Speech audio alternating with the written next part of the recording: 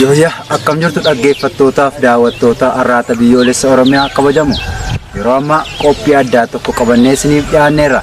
Qophiin addaa keenyaa hojjamtoota waraana Bilisiginnaa lola onkoloolessa 14 bara 2022 kaasee godina Lixa Wallaggaa keessatti geggeeffamaa tureen waraana bilisummaa Oromootiin booji'aman ilaalchisuudhaan yeroon kun yeroo itti booji'amtoonni waraanaa kun dhimma siyaasaa impaayiritti keessatti geggeeffamaa jiru maaliif akka lola kanatti hirmaatan waan mootummaa kanaaf waan qabsoon Oromoo fakkaattu barsiisuudhaan xumura irratti akka isaan gara maatii isaaniitti deebi'aniif geggeessaa taasifamaa jiru irratti argamuudhaani waan qopheeffanne qabnaa. Hanga xumura qophii keenyaatti nu waliin turan affeerraa keenya.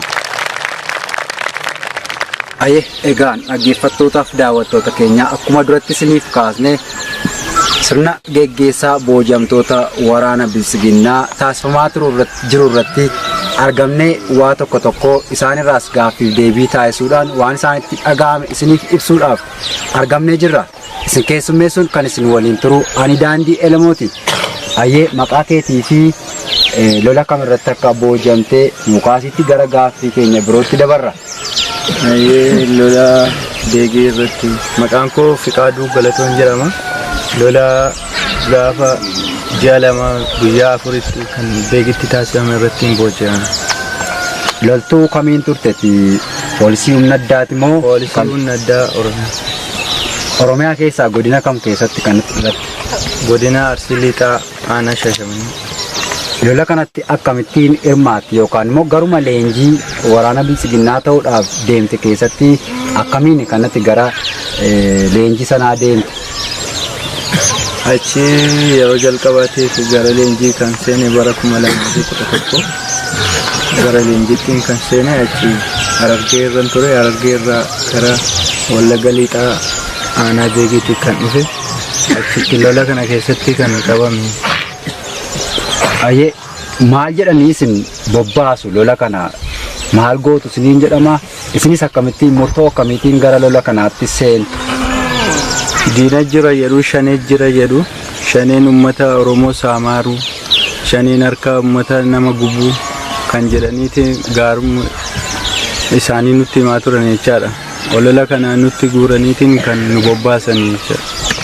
Gaarummaa waraana isaaniitii fi gadhummaa waraana bilisummaa Oromoo isinitti himu?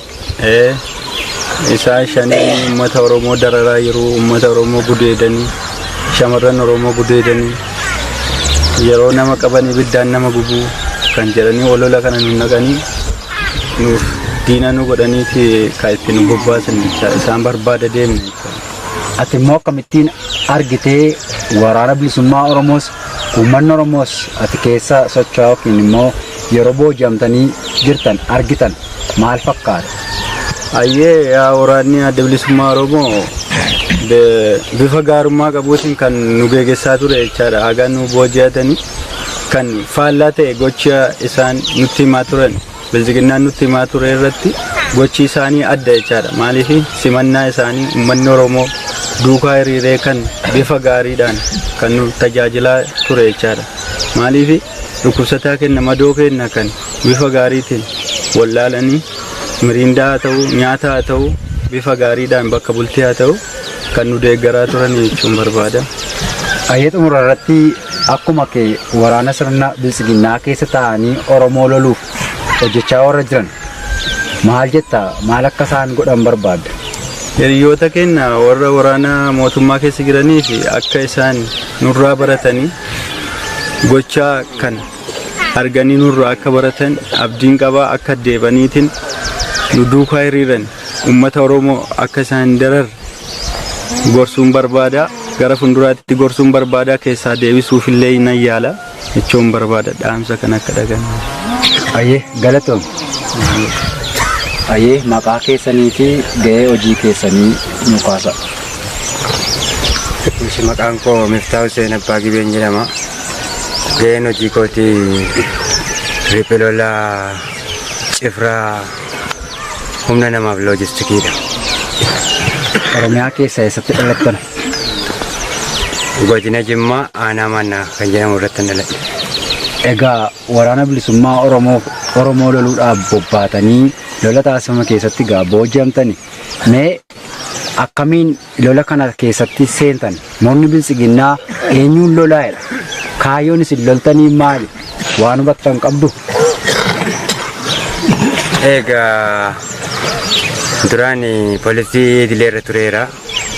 Waggaa tokko asitti gara riphee lolaa hoogganii naan jedhamee dhufeera gara kanatti.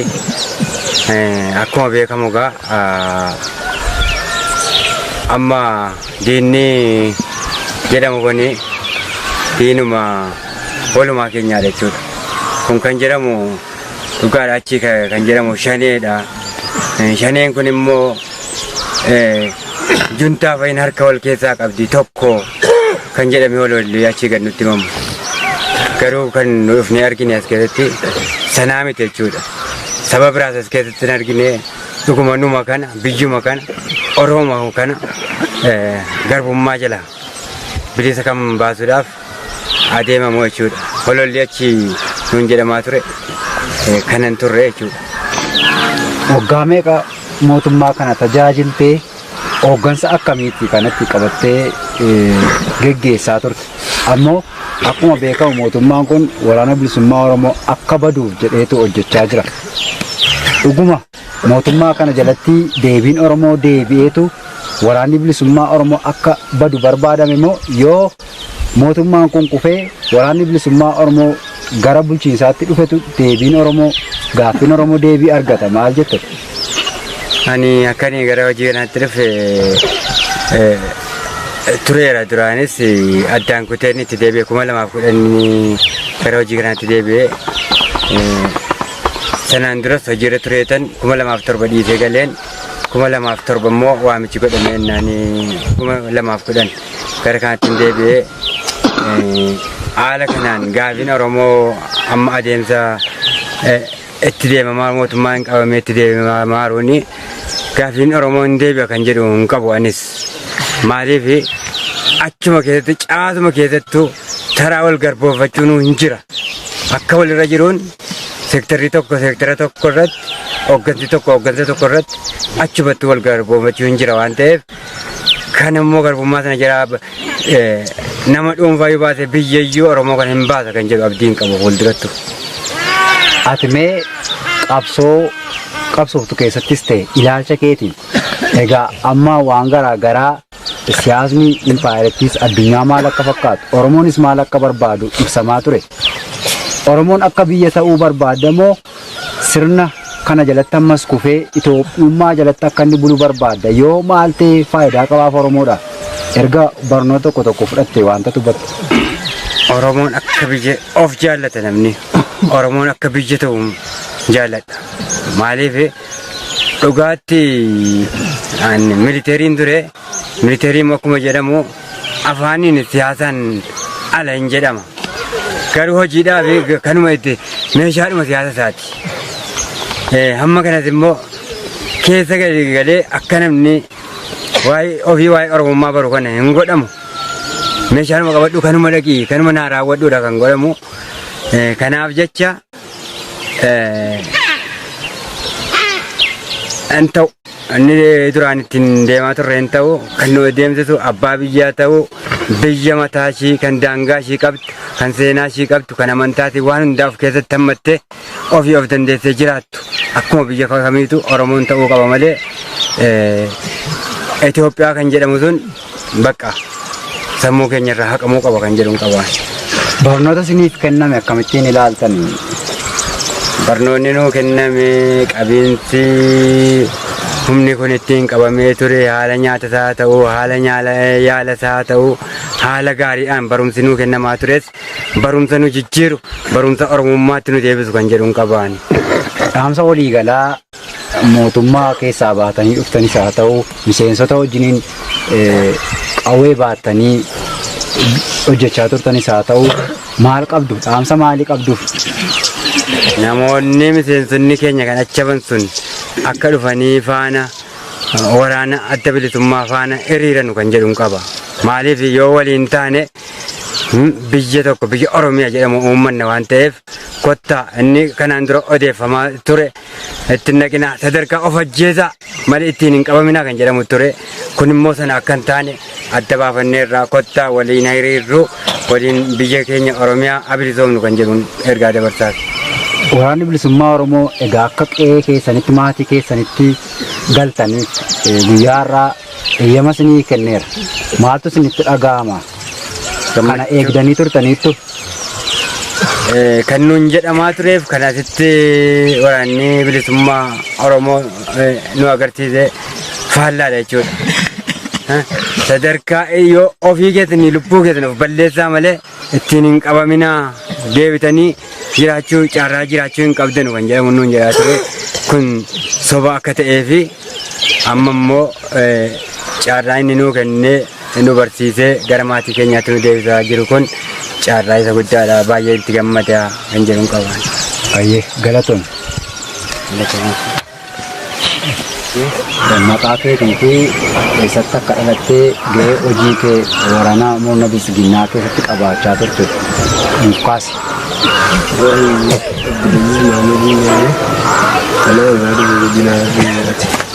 Mee sagaleen kee akka dhaga'amutti nuuf kaasiiti. Mee ati gaa loltuu turte. Loltuu murna bilisiginnaa isa kamiin turte? Raayyaa ittisaati moo poolisii humna addaati? Akkamiinis immoo booji'amuu dandeessa? Poolisii humna addaati. Lola kam irratti booji'amte? Lola wajjin. Egaa amma akka si ilaalaa jirutti xiqqoo madoofteetta erga harka waraana bilisummaa Oromoo harkatti kufteeti. Akkamittiin si qabaa turanii yaalii argatteetta? Yaalii na godhaa jiran sirna dhiigaatiif yoo hundaa nu tajaajilaa jiran ergaan sana. Egaa mootummaan kun waraana bilisummaa Oromoo bineensa godhee isinitti himaa ture. Kana namoonni si dura gaaffii deebii gochaa turre kaasaniiru. Haa ta'u kan booji'amte irratti iyyuu madooftee madaatee kana deebisanii si yaalaa turan. Waraana bilisummaa Oromoo murni bilisiginnaa sitti himaa tureef qabatamaadhaan dhuftee argite akkamiin ilaalta? Kan wantaan dhageesse wanteen argee gara. Waraanni adda bilisummaa Oromoo saba kan quuqama sabaa qabudha. Kan dhugaaf uummataaf dhaabbatedha. Kan uummataaf hin dhaabbatin hojii sabaa kan jiraachaa jiru waraana mootummaadha. Egaa barnoota tokko fudhattanii har'aan booda gara maatii keessanii yookiin immoo jireenya dhuunfaa keessanitti akkasiin deebitanii waraanni bilisummaa Oromoo isin gadhiisaa jira. Maaltu sitti dhaga'ame? Waraanni bilisummaa Oromoo murtoo kana isiniif kennuu isaatti akkamiin ilaalta?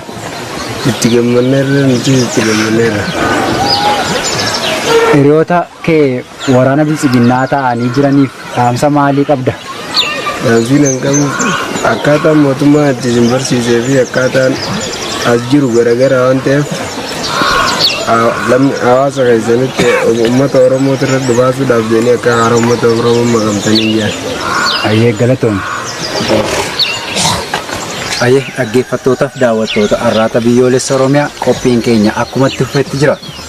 Ammas nama tokko qabannee isiniif dhiyaannee jirraa haala leenjii yookiin immoo barumsa kennamaafii ture waan waraanni murna bilisiginnaa fakkaachaa ture siyaasa achitti baratan Oromoo irrattis waa'ee waraana bilisummaa Oromoos maal akka ittiin jedhamaa ture ilaalchisuudhaan waan keessa turtirraa akka nuuf qoodduuf dhiyeessinee jirra.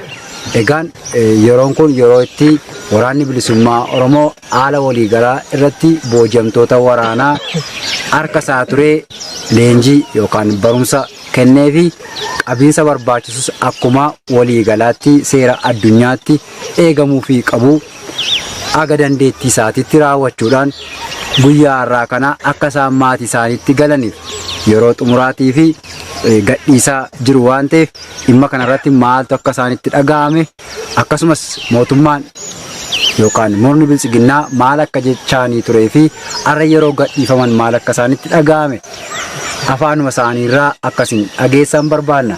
Ayyee maqaa keetii fi maal hojjechaa akka turte daawwattootaaf kaasi. Isheen kan godhastuun jedhama. biyyi irraa dhufe argee baa ana baabbileedha. Kan irra hojjechaa ture qilxuu kaarraadha. Ayyee miseensa waraana akkamiiti? Humna addaa Oromiyaa warra ofiin jedhamoo raayyaa ittisaati? Humna addaa Oromiyaati. Akkamiin gara waraanaa kanatti deemte jalqabaa? Jalqaba akkaan itti deeme karaa achitti dhukaasni nurra banamee ture.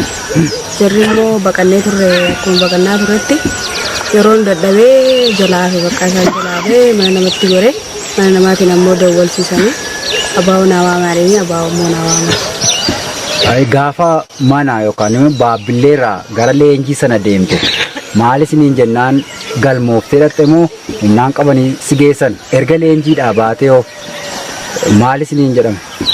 Gaafa mana leenjii osoo hin taane gaafa achirraa dorgomnee dhufne poolisii dileedhanii fidanii achirraa mana leenjii seennee dhufnee wallagga seenne akka wallagga seennetti shanee bakka shanee barbadeessitu shaneedha hamtuu saamtuudha malee Oromoo miti ni jedhanii qachumaan tokkuma sanitti fudhannee wajjin hojjechaa ture.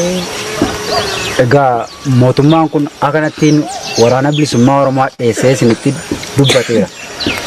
Mee erga lolli geggeeffamee gara waraana bilisummaa Oromoo harkatti booji'amteen booda wanti isaan jechaa turaniif wanti qabatamaadhaan ati argite maal fakkaata?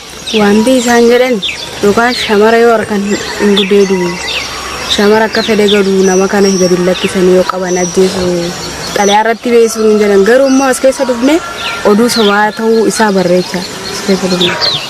Egaa uummata qofa miti wanta ammatti jechaa jirtu miidhaan irratti geggeeffama jedhee mootummaan kun dubbatu waraanuma booji'aman ni ajjeesaa ni dararaa akkasumas shamarran waraana murna bilisiginnaa harka waraana bilisummaa Oromoo harkatti kufan irratti wantoota safuu garaagaraa irratti ni raawwata jedhaniitu isin barsiisaa akka turan gaa namoonni tokko tokko yeroo booji'aman kaasaa turan.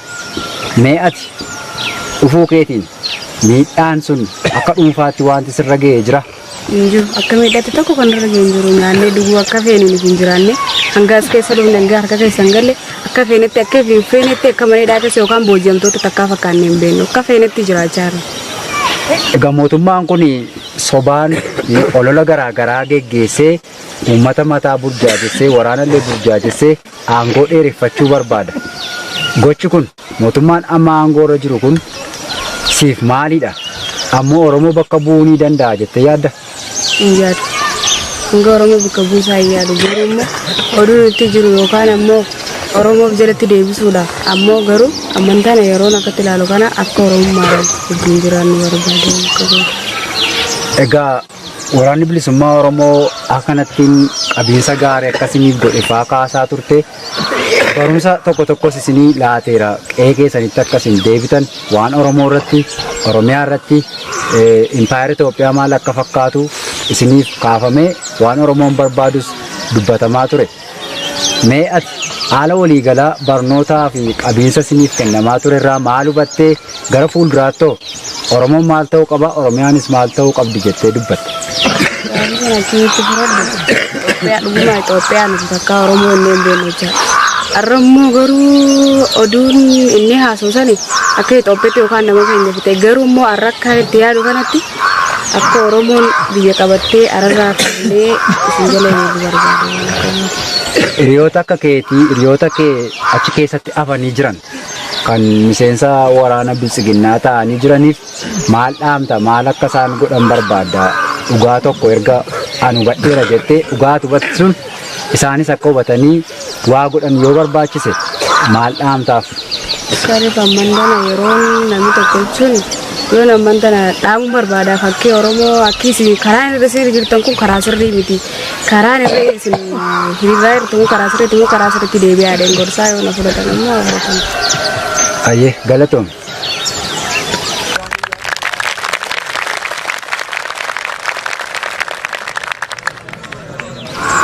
Egaan dhaggeeffattoota daawwattoota irraata biyyoolessa Oromiyaa qophii addaa isiniif qabannee dhiyaannee kan booji'amtoonni waraana bilisiginnaa harka waraana bilisummaa Oromoo hirka turan guyyaa irraa waraanni bilisummaa Oromoo barnoota kennaa fi ture akka waliigalaatti hubannoo Oromummaa fedhii waraanni bilisummaa Oromoo qabu haala Oromoon keessa jiruu fi Oromoon barbaadu akkasumas impaayarattiif hooggantoonni akkasumas paartiin bilisiginnaa uummata Oromoo irratti raawwachaa jiru ilaalchisuudhaan barnoota bal'aa kenneefii ture. Barnoota kana erga laatee fi akka isaan maatii isaaniitti galaniif waliigalatti qe'ee isaaniitti maatii isaaniitti deebi'anii jireenya dhuunfaa isaanii akka geggeeffatanii fi guyyaarra gadhiisaa jiraachuusaa ibsee jira. Egaan waraanni murna bilisiginnaa mootummaan kun uummata akka waliigalaatti leenjii garaagaraa keessa galchuudhaanii akkuma waliigalaatti waraana ta'anii sirnicha akka tursan gadaa aangoo hooggantoota murna bilisiginnaa koloneel Abiyyi Ahmediin akka utubanii tiksaniif jecha lubbuu hedduu itti kitimsiisaa jira. Egaan kan waraana ta'anii as keessa jiran malee uummatuma qeera jiru manarra jiru maqaa gaachana sirnaatiin leenjii kennee fi uummanni Oromoo akka waliigalaatti mootummaa kanaaf akka du'e mootummaa kana jiraachisuudhaaf tooftaa garaagaraa raawwate waraanni bilisummaa Oromoos sirna kana akka balleessuuf ammoo hojii hojjechaa jirutti danqaalee garaagaraa kaa'aa tureera mootummaan kun. Danqaalee isaan kaa'aa turan keessaa uummata Oromoo akka waliigalaatti diina waraana bilisummaa Oromoo akka ta'anii fi hojjechaa tureef hojjechaa jirudha. Haa ta'u malee waraanni bilisummaa Oromoo diinummaa uummata Oromootii fi waraana bilisummaa Oromoo gidduutti mootummaan kun kaa'aa jiru sana hunda irra dhaabbatee buqqisee uummata Oromoo michoomfatee badii kaleessa wallaalummaadhaanii dantaadhaa fi osoo hin beekin keessatti kufan sana erga bira ga'ee qabee boojee barsiisee Oromummaa itti horee qe'ee isaaniitti akka deebi'an taasisuudhaan daandii bilisummaa xurree eegalame bal'ifachaa deemaa jira.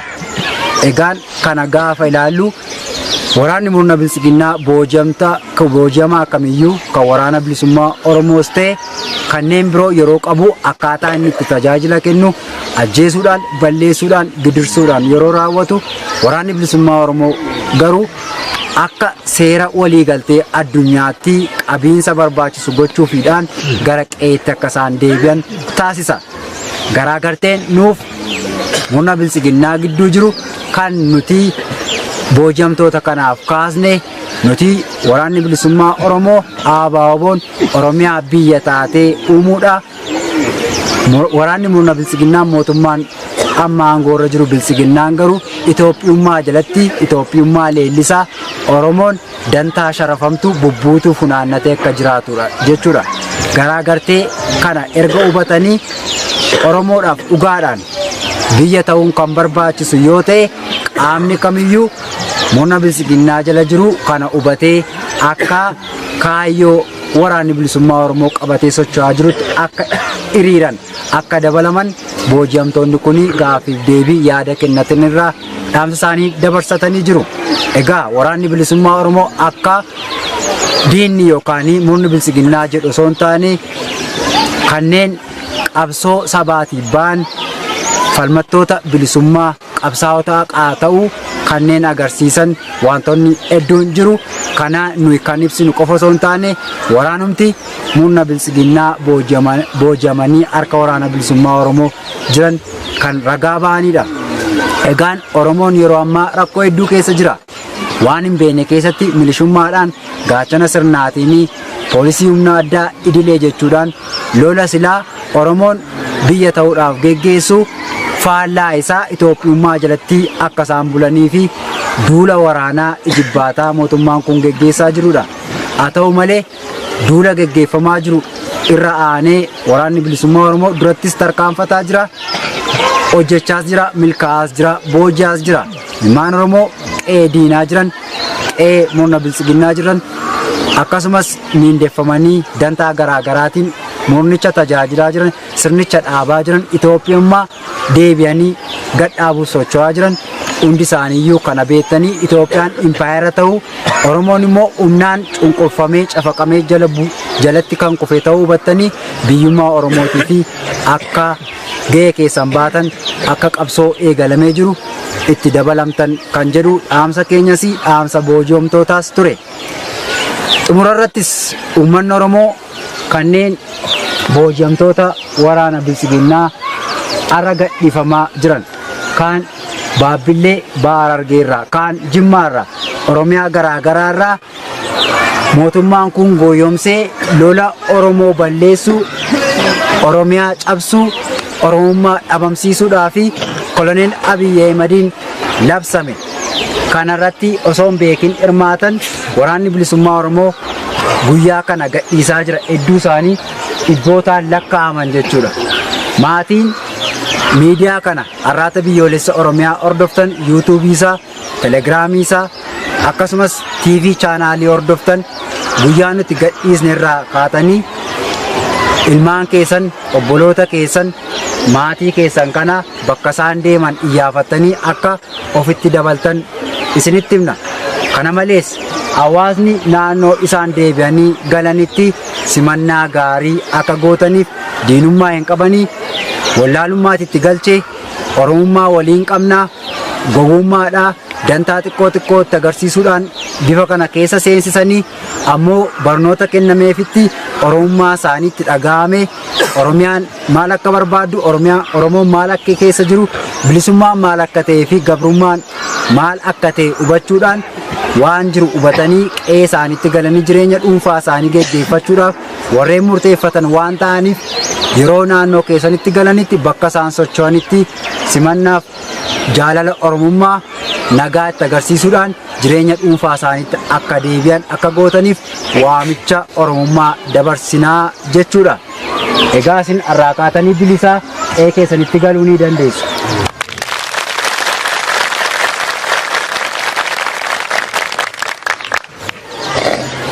Egaan dhaggeeffattootaaf daawwattoota arraata biyyoolessa Oromiyaa qophiin nuti booji'amtoota waraanaa kanneen waraana bilisummaa Oromootiin lola Oromummaa balleessuu Oromoo cabsuu Oromoon akka biyya hin taane abbaa biyyaa hin taaneef irratti duulame ilaalchisee qabanne kana fakkaata.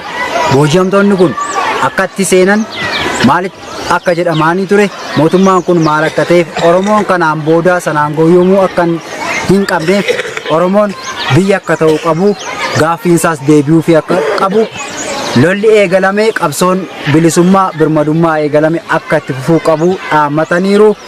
Kana qopheessuun kan isin waliin ture isiniif dhiyeessuun ani Daandii Elemootii qophiilee keenya afan waliin turtii gaarii injifannoon uummata Oromoof.